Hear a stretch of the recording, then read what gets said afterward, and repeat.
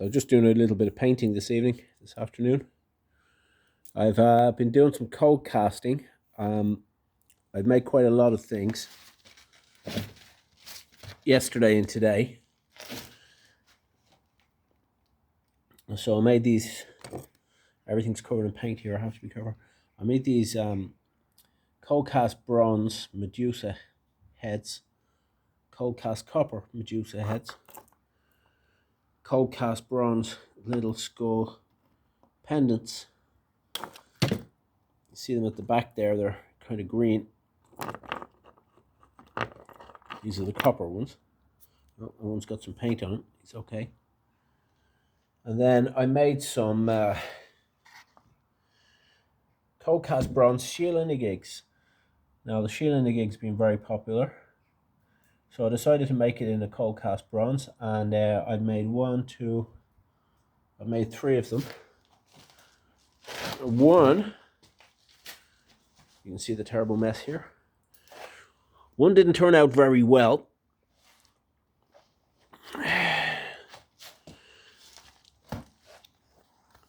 Because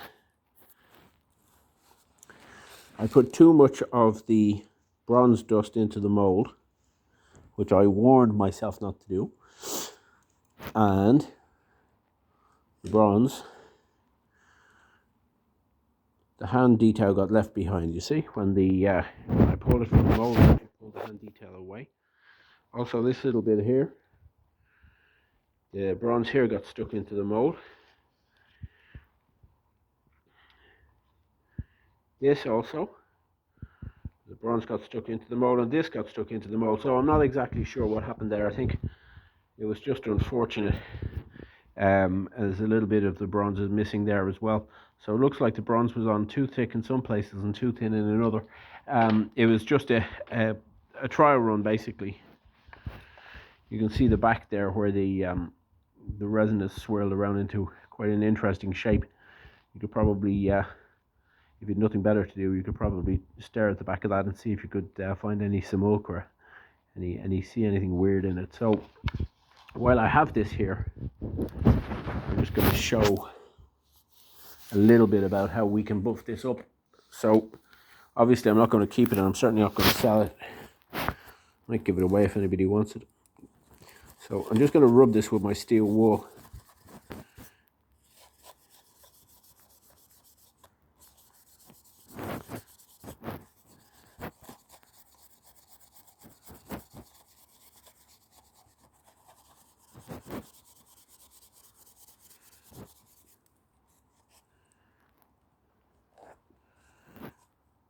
Now you see the bronze is coming through.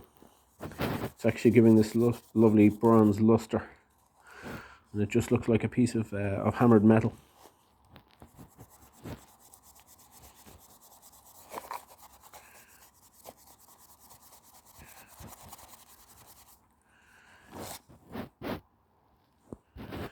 You can see straight away that some of the bronze is starting to, I already said that we left some of the bronze off it, or some of the bronze has come off, and it's fairly obvious. You see I'm rubbing it there with this fairly thick steel wool. But even under the indoor light, the effect is quite nice. That part of it that isn't damaged, it's quite nice. So I'm hoping to get a few more of these made, and obviously not to mess them up. So yeah, you see what happens when it gets buffed. So here's one I poured earlier. Yeah, so I got it's a polyurethane resin, and there's a polyurethane pigment here in the back. Okay, it's cold cast. So I'm going to go ahead and take this out of the mold and see how she looks.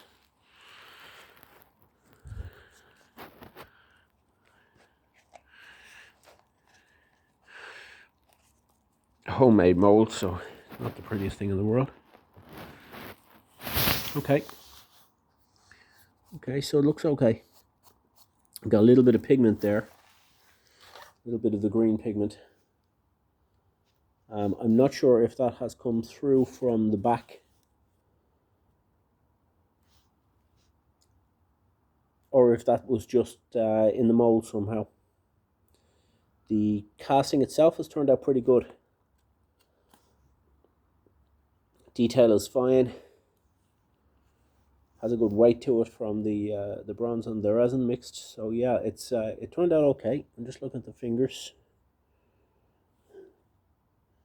Fingers are okay. Yeah, if you're going to lose details generally around the fingers there, the hand. Yeah, there's not a whole lot of detail on this. So yeah, no, that's okay. It's going to be polished the same as I polished the other one. But I'm going to use a finer grit wire wool because the last one was a sacrificial, so it didn't matter really what happened to it. So we're going to get our wire wool if I can find it. This reminds me, I must get on to the company and order some more wool. I made an order for more resin and for some bronze powder, and of course, once I made the order, I thought I'd forgotten something else, and yes, I've forgotten the wire wool. I need more pigment. I'm always buying more stuff and then forgetting to buy stuff. So, I'm going to have a look in this terrible mess. There's some wire wool right there. What is it? It's not the finest in the world, so I have to be careful without. There's quite a fine one there. It's a bit of a difference in the size. This fine wire wool doesn't last at all. It just doesn't. It falls apart in pieces. It comes. You get dust everywhere. This wire wool dust, and then it falls apart. So I'm going to be careful now. I'm going to rub this with the wire wool.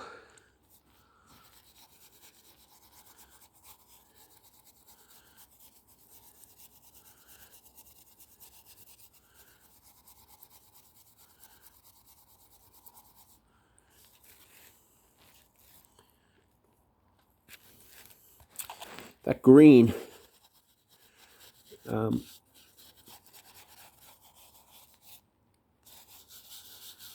is it's basically an accident. I'm not sure where it came from originally. Obviously the resin is green, but really I poured my my bronze powder into the front part of the mold, so that shouldn't really have come through like that. At the same time, I'd be afraid to rub it hard with the wire wool in case it goes through the top layer and ruins it completely. I might leave it alone. There's a little patch here I can rub and see what happens. More than likely, it's from the resin I poured. I don't think it's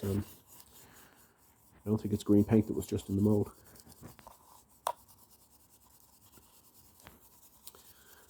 So we're just going to give the and she's fallen. That's what happens. You see, when I'm holding the phone with one hand, I'm trying to do everything else with the other.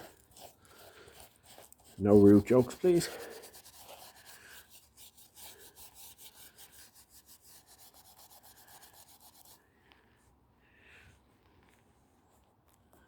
There's a bit of green paint, and you know what? I think that's coming off my hands.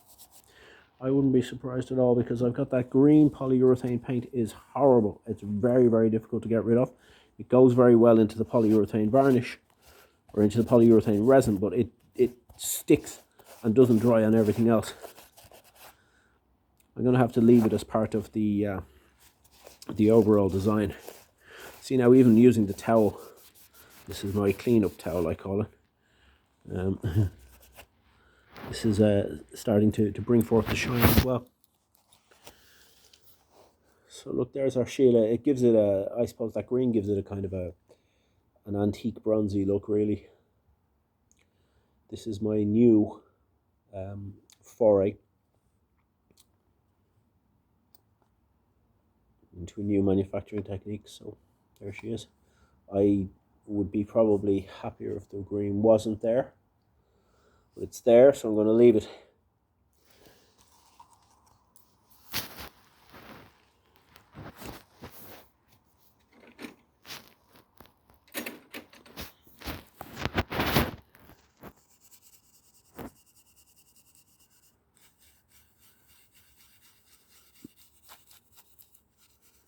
Nice and gently. I don't want to break through the surface layer of the bronze powder.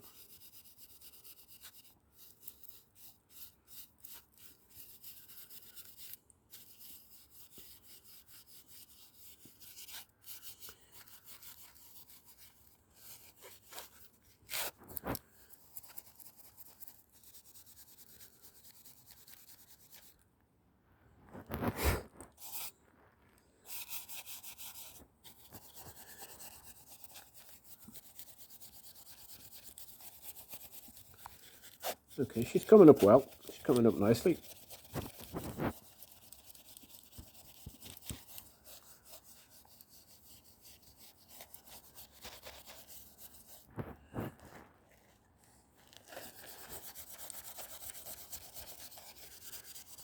I'm going to do the background as well.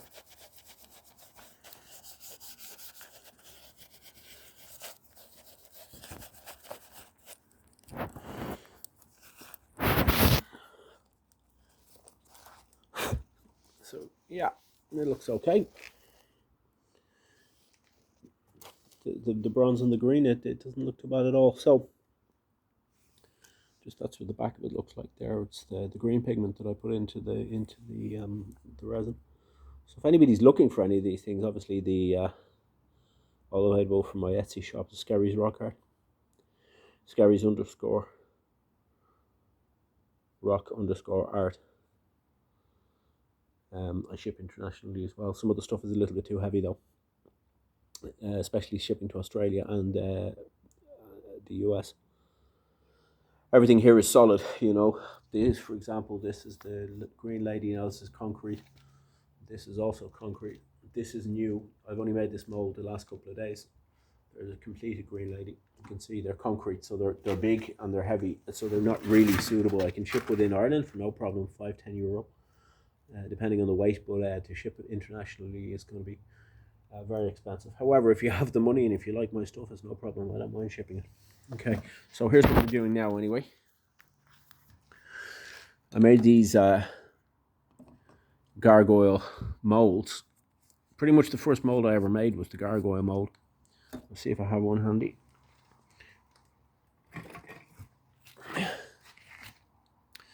There he is there. It's one of them anyway. I made 4 or 5 anyway.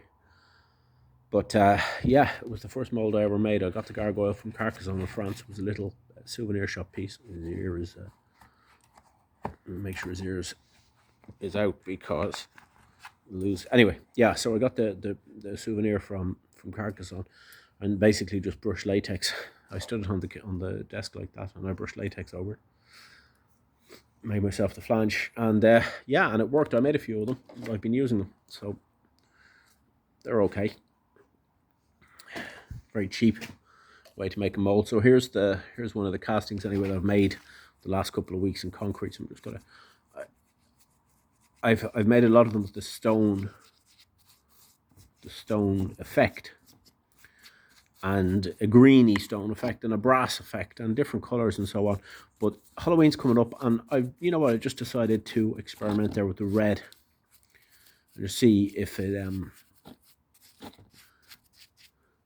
draws any interest. I'm going to be advertising these on Marketplace and on Etsy. So I'm going to stick a few when the red ones are finished, when they're dry, and then I'm going to put a varnish over them. I'll put them up on Etsy and see do I get any interest. But you don't know until you try, huh? This is all about trial and error and putting forth the effort, really. Although I must say, with the red paint, it looks less like a gargoyle and more like an actual little devil. So maybe somebody like Little Red Devil, I don't know.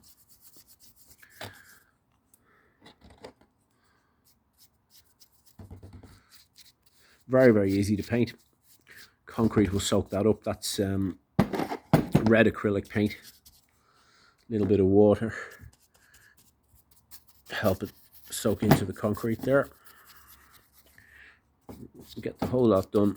Concrete has a lovely, has a nice effect when it's painted. I always think it looks better than for example, the Herculite or the plaster, which is easier to paint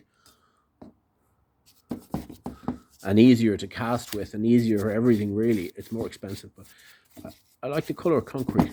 When you paint concrete, it gives it a nice color as well as a nice shape. Or not a shape, it's a texture, I suppose. It's hard to describe what I'm talking about. So there's our little gargoyle cum devil, little guy. Just in the mouth there, in between the fingers. It's really very simple. We just don't want any gaps. So that's that. Okay. I'll put them aside to dry tomorrow. Then I'll probably When I finish work, come in here as I usually do. Give them a coat of varnish. Okay, so here is this is one of the little red devils, gargoyles, whatever, that I painted and varnished. Let's see, we'll have a good look at them. Polyurethane varnish. He's concrete too, yeah. It's the polyurethane. The varnish makes a big difference. In my opinion, I like to varnish everything that leaves here.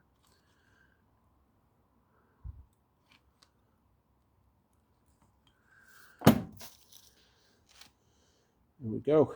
So I'll put him back, and we'll have a look at some of the other finishes for these gargoyles.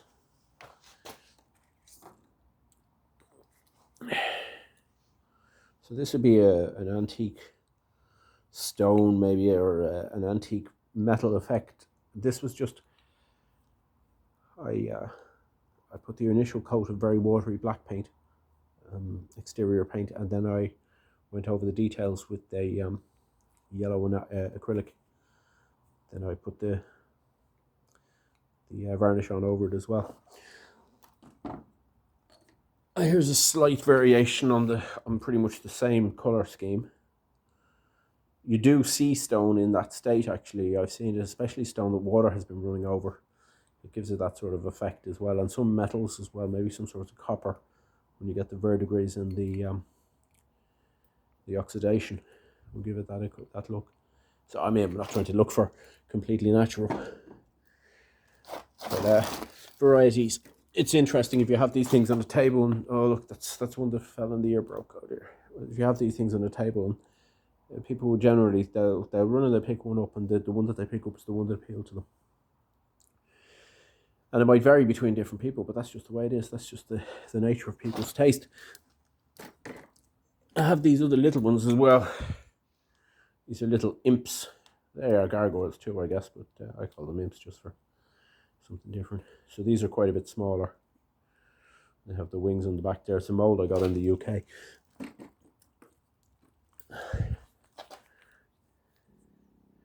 Two of them there.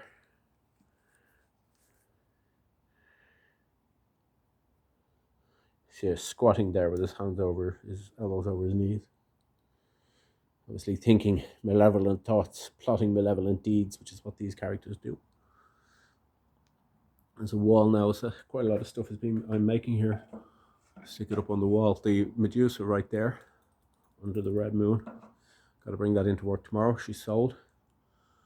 And one of the green ladies. So I made 2 sales this weekend on Etsy. It's not great. I mean, you hear people making hundreds of sales and so on. It's very slow, but you have to start somewhere, I guess. If anybody likes anything here, these are all available from my Etsy shop or directly from me. Whichever you like, if you like. It's the large green lady.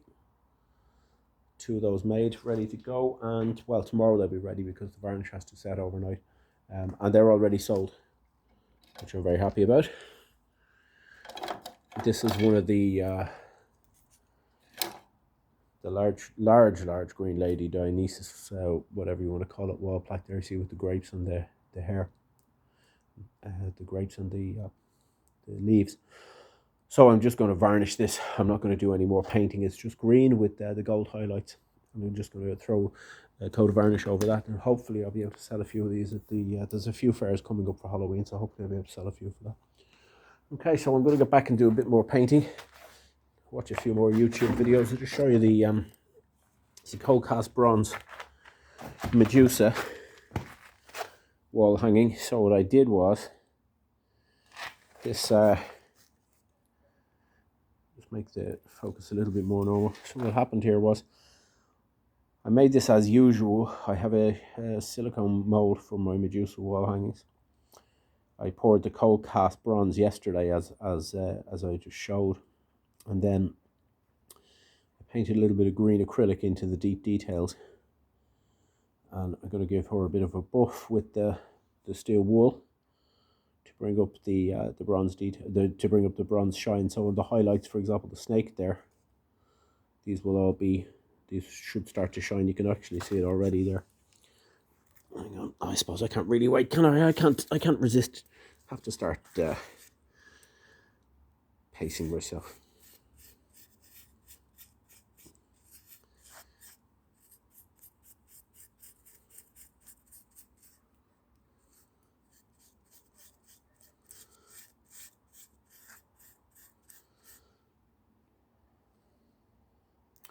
You can see the detail of the snake starting to appear. When I say the detail, I mean the shine from the bronze is starting to appear. It is very nice.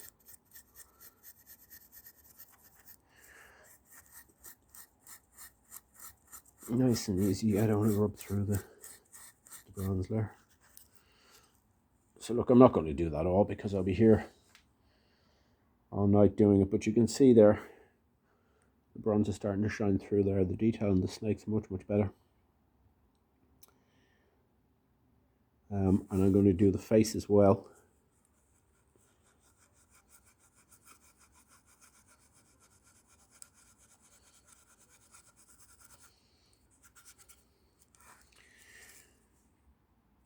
See, it's shining very subtly. It's not. It's going to take a bit of work to get that up. But you can see the snakes.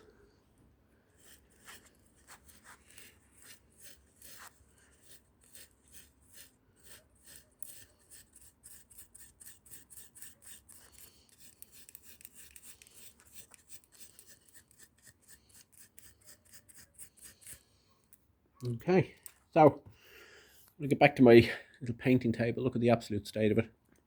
I've got to get a few more things painted, and I'll see you another time. Bye bye.